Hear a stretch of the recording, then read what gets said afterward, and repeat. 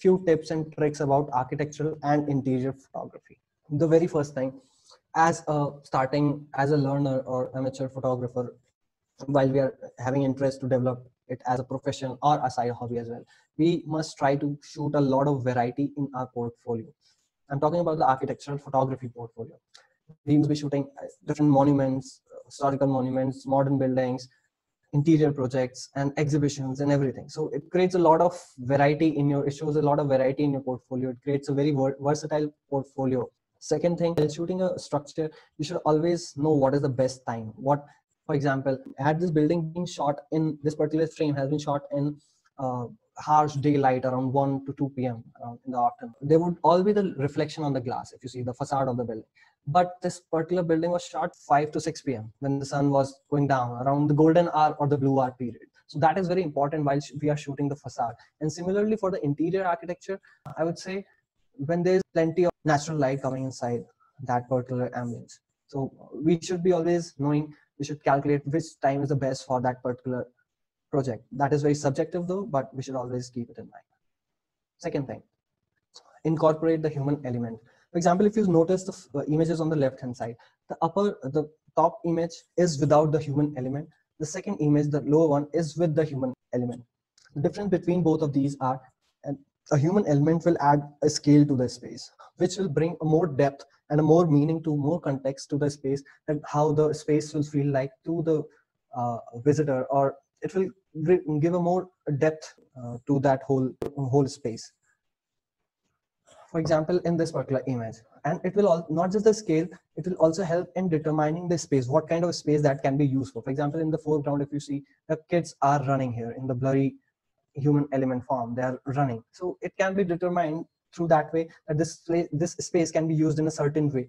So that's how incorporating human element is a very important aspect of shooting architectural projects.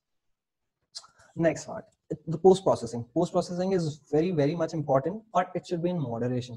For example, if you see on the left-hand side, you see an unprocessed raw image, and on the right-hand side, you see the processed image, which is, you can clearly see the difference, how it creates a depth and meaning, and the colors and the highlights and the shadows.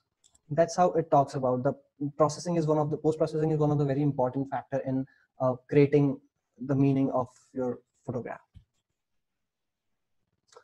So eye on reflection, this is the next point, and this is one of the most important point in getting creative on your architectural photography. So how it works is, for example, this is the image, and imagine this image without the reflection, how boring it would have looked. See the difference yourself. So that's how we should notice that how we can create a different creative angle to a particular frame, to a particular our subject, our structure. So how we can use the reflection of it. And for example, this is for a facade or maybe a structure far away from that with a lake or a water body in front of it. We can use a reflection like that. Or for example, imagine how it works in a negative way, reflection. It should not be used everywhere. For example, in interior spaces, there are glass windows, there are doors, all the fenestrations basically. So they will have a lot of glare and reflection. That should be avoided. So hence there comes a time factor when we should be avoiding the reflection and this in that particular space. So that's how we should get creative on using reflection. So next point is getting creative and trying different angles. For example, this particular picture of Eiffel Tower was shot from a 40-story skyscraper, from in the only skyscraper in Paris, that tall. So you would have seen normal picture of Eiffel Tower from down below, or maybe people going up on the Eiffel Tower and then capturing picture of the whole city. But in this, you can see the whole city, the green lush patch of it, and in the center you see my subject. So that's how you should try different angles of a particular place, be it a structure or a famous monument or anything. So that's how you should experiment, because perspective matters, and you should change angle, and it basically changes the perspective of the viewer as well, how you showcase your space, how you want to exhibit that particular space, and that perspective changes through your perspective, the angles you are choosing to click it.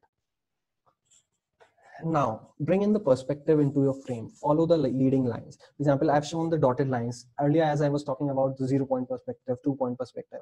So you should be incorporating the perspective in your symmetrically balanced pictures or more perspectively aligned pictures.